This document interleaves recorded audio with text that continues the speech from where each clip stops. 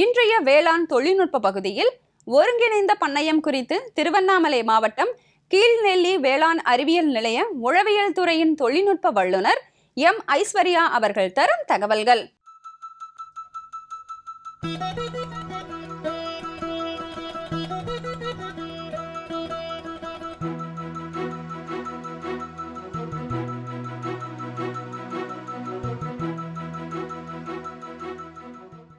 அனைவருக்கும் வணக்கம். நான் இன்னைக்கு திருவண்ணாமலை வேளாண்மை அறிவியல் மையத்தினுடைய தொழில்நுட்ப வல்லுநர் உழவியல் துறை ஐஸ்வர்யா பேசிகிட்டு இருக்கேன். இன்றைக்கி இந்த நிகழ்ச்சியில் ஒருங்கிணைந்த பண்ணை முறையை பற்றி நம்ம சில விஷயங்களை உங்ககிட்ட பகிர்ந்துக்கிறதுக்காக இந்த நிகழ்ச்சிக்கு நான் வந்திருக்கேன். இன்றைக்கி எங்களுடைய ஃபார்மில் ஒரு 5 ஏக்கர் நிலம், எங்களுடைய ஃபார்மில் நாங்கள் ஃபுல்லாக இந்த ஒருங்கிணைந்த பண்ணை முறையை பின்பற்றிட்டு வரோம். ஒருங்கிணைந்த பண்ணை முறைனா முதல்ல என்னன்னு பார்த்துக்கலாம். இப்போ நம்ம வச்சிட்டு இருக்கிற ஒரு யூனிட், ஒரு கோழி பண்ணையாக இருக்கட்டும், இல்லை ஆடு வளர்ப்பு பண்ணையாக இருக்கட்டும், இல்லை மாட்டு பண்ணையாக இருக்கட்டும், உன்னுடைய கழிவு பொருளை இன்னொன்றுத்துக்கு இடுபொருளாக பயன்படுத்துறதுக்கு பேர் தான் இந்த ஒருங்கிணைந்த பண்ணை முறை அப்படின்னு நம்ம சொல்லிகிட்டு இருக்கோம். கழிவுகள்னால் அதை எப்படிலாம் வேஸ்ட்டு பண்ணாமல் இன்னொன்றுத்துக்கு பயன்படுத்துறது அப்படிங்கிறத பார்க்கலாம். பொதுவாகவே இப்படி பண்ணும்போது என்னென்னலாம் நமக்கு கிடைக்கிது அப்படின்னு பார்த்தோம்னா, சரிவிகித உணவு கிடைக்கிது. அப்புறம் இளைஞர்கள்கிட்ட வேலை வாய்ப்பு அதிகரிக்குது, லாபம் அதிகரிக்குது, மகசூல் அதிகரிக்குது. முக்கியமாக நம்மளுடைய முழு நிலமும் உபயோகப்படுது. இதெல்லாம் இந்த பண்ணை முறை மூலியமாக நமக்கு கிடச்சிட்ருக்கு. இப்போ இந்த முறையை எங்களுடைய இந்த வேளாண்மை அறிவியல் மையத்தில் எப்படி செயல்படுத்திட்டு வரோம் அப்படிங்கிறத நான் சொல்லிடுறேன். ஃபஸ்ட்டு நாங்கள் கோழி பண்ணை வச்சு மெயின்டைன் பண்ணுறோம். அசீல் வகை கோழியை மெயின்டைன் பண்ணுறோம். ஃபஸ்ட்டு இந்த கோழி பண்ணையை 2 வகையாக பயன்படுத்தலாம். ஒன்று கோழியினுடைய கழிவுகள், 1 மாதம் 2 மாதத்துக்கு அந்த கழிவுகளை குவியல் மாதிரி கலெக்ட் பண்ணிவிட்டு காய வச்சுட்டு அந்த கழிவை எடுத்துகிட்டு போய் மீன் குட்டையில் போட்டுருவோம், மேலே தூவி விட்டுருவோம். அதனால் மீனுக்கு அது நல்ல ஒரு உணவுப் பொருளாக பயன்படுது. அதே மாதிரி இந்த மெத்தட் இல்லைன்னா மீன் குட்டைக்கு மேலேயே கோழி பண்ணையை அமைச்சிருப்பாங்க. அப்படி இருக்கும்போது அந்த கோழியினுடைய எச்சம் எல்லாமே தண்ணியோடைய கலக்கும். இது இந்த மீனுக்கு நல்ல ஒரு உணவுப் பொருளாக பயன்படும். ஸோ இது 2 மெத்தடு. மேலே கோழி பண்ணை அமைப்பதன் மூலயமா தனியாக ஒரு இடத்த அதுக்கு ஒதுக்க தேவையில்லை. மீன் குட்டை மேலே இருக்கும், அதே சமயம் அதனுடைய எச்சமும் மீன் பண்ணைக்கு பயன்படுத்திகிட்டு இருக்கோம். அதே மாதிரி மீன் இருக்கிற அந்த குட்டையினுடைய தண்ணியில் இந்த மீனோட கழிவுகள் எல்லாமே கலந்து நல்லா ஒரு மெருகூட்டப்பட்ட நீராக அது மாறி இருக்கும். அந்த நீரை எங்களுடைய நெல் வயலுக்கு நாங்கள் பாய்ச்சிட்ருக்கோம்.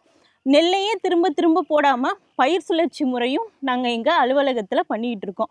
பயிர் சுழற்சி முறைனா ஃபஸ்ட்டு நெல் பயிர் போடும்போது அடுத்து பயிறு வகை பயிரான உளுந்து, பச்சைப்பயிறு இதை மாதிரி போட்டுட்ருக்கோம். அதுக்கப்புறம் எண்ணெய் பயிரான நிலக்கடலையும் போட்டுட்ருக்கோம். இப்படி பண்ணும்போது அந்த நெல்லினுடைய அந்த வைக்கோல் அதெல்லாம் இருக்குது இல்லைங்களா, மாட்டு பண்ணையும் மெயின்டைன் பண்ணிகிட்ருக்கோம். இப்போ இந்த மாட்டு பண்ணையிலுடைய மாட்டு சாணங்களை எல்லாத்தையுமே எருவாக மாற்றி எங்கள் நெல் வயலுக்கு தரோம். நெல்லிலிருந்து கிடைக்கக்கூடிய அந்த வைக்கோல் எல்லாத்தையுமே மாட்டுக்கு உணவுப் பொருளாக பயன்படுத்திகிட்டு இருக்கோம். இதை மாதிரி ஒரு பண்ணையும் இன்னொரு பண்ணையத்தை சார்ந்து தான் இருக்கும்.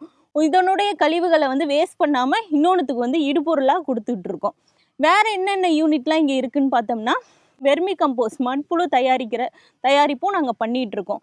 இதுக்குமே நெல்லினுடைய இந்த வைக்கோல், அடுத்து அந்த பயிர் சுழற்சி முறையில் எந்த பயிர் போட்டாலும் சரி, உளுந்து போட்டாலும் சரி, நிலக்கடலை போட்டாலும் சரி, அதனுடைய செடியை காய வச்சு சிறு சிறு துண்டுகளாக மாற்றி அதை இந்த சாணத்தோடு கலந்து ஒரு பாதி மக்கின நிலைக்கு வந்ததுக்கு அப்புறமா அதை மண்புழு தொட்டியில் போட்டுட்டு மேலே தண்ணி தெளிச்சுட்டு மண்புழுவை விட்டுடுறோம். அது சாப்பிட்டு அந்த எருக்களை கொடுக்குது. அந்த மண்புழு உரத்தையும் நம்மளுடைய நெல் வயலுக்கு பயன்படுத்திக்கிட்டு இருக்கிறோம். இந்த மாதிரி ஒரு பண்ணையத்தை இன்னொரு பண்ணையத்தை சார்ந்து நாங்கள் இப்படி பண்ணிகிட்டு இருக்கோம். இது பொதுவாக விவசாயிகள் மத்தியில் எடுத்த உடனே ஒரு விவசாயி இதை செய்திட முடியாது. ஃபஸ்ட்டு ஒரு பண்ணையை வச்சு மெயின்டைன் பண்ணணும், கோழி பண்ணை மெயின்டைன் பண்ணணும். ஸோ அது நல்ல வகையில் வந்துடுச்சுன்னா அடுத்து ஆடு வளர்ப்பு, அடுத்து மீன் குட்டை, இதை மாதிரி ஒவ்வொரு யூனிட்டாக வச்சு அதுக்கப்புறம் தான் இதை ஒருங்கிணைந்த பண்ணையாக மாற்ற முடியும். எதுக்காக இந்த பண்ணையத்தை எல்லா விவசாயிகள்கிட்டையும் நாங்கள் ரெக்கமெண்ட் பண்ணிகிட்டு இருக்கோன்னா, ஒரு பொதுவாகவே விவசாயி வந்து ஒரு பயிரையே நம்பி இருந்தோம்னா மாதம் முழுக்க நாள் முழுக்க நம்ம வருமானத்தை ஈட்ட முடியாது. ஏன்னா நெல் பயிரை பொறுத்தவரை குறைஞ்சபட்சம் நமக்கு 4லிருந்து 6 மாதம் தேவைப்படும். அது வரைக்கும் நமக்கு செலவுக்கு தேவை. இப்போ கோழியில் வருமானம் ஈட்டலாம், முட்டையிலிருந்து ஈட்டலாம், இல்லை கறிகளிலிருந்து ஈட்டலாம். ஆனால் வந்து அதுவுமே தொடர்ச்சியாக பண்ண முடியாது. ஆடு வந்து விழா காலங்களில் விற்கிறதோட சரி. அது அடுத்து வந்து 4-5 மாதங்களுக்கு நம்ம வந்துட்டு அந்த வருமானம் கிடைக்காது. மாட்டுலேயும் சரி, கர்ப்ப காலத்தில் பால் வந்து கறக்க முடியாது. இதை மாதிரி ஒவ்வொரு பண்ணையை வந்து மெயின்டைன் பண்ணும்போதும் நமக்கு அந்த இடைப்பட்ட காலங்கள் செலவுக்கு தேவைப்படும் இல்லைங்களா? ஸோ இப்போ ஒருங்கிணைந்த பண்ணையாக இருக்கும்போது ஒன்று சார்ந்து இருக்கும்போது ஒரு பண்ணையத்திலிருந்து லாபம் ஈட்ட முடியல ஒரு 4 மாதத்துக்குன்னா அடுத்த பண்ணையத்திலேருந்து கிடைக்கிற அந்த வருமானத்தை வச்சு விவசாயி வந்து நாட்களை ஓட்டலாம் அப்படிங்கிறதுக்காக இது வந்து கொடுக்கப்படுறது. இன்னொன்று வந்துட்டு இப்படி பண்ணையத்தை வந்து ஒருங்கிணைந்த முறையில் மாற்றும் போது மண் வந்து நல்ல வளம் மிக்கதாக மாற்றப்படுது. பயிர் சுழற்சி முறையிலையும் இடையிடையில் வந்து தக்கப்பூண்டு, செனப்பை, அவுரி இதை மாதிரி விதையை வந்து தூவி விட்டு 45 பூக்கிற நேரத்தில் 45 நாளைக்கு ஒரு தடவை அதை வந்து சுழற்றி விடுறோம். மண்ணோட மண்ணாக மடித்து ஓட்டி விடுறோம். அதுலேயும் வந்து மண் வளம் மிக்கதாக மாறிக்கிட்டு இருக்குது. வேறு வந்துட்டு இதே யூனிட்டில் மண்புழு உரத்தோட அசோலாவும் வளர்த்துட்ருக்கோம். மண்புழு தொட்டியிலே கூட அதை விவசாயிகள் செய்யலாம். நாங்கள் வந்து தனி கூடத்தில் வந்து வச்சிட்ருக்கோம்.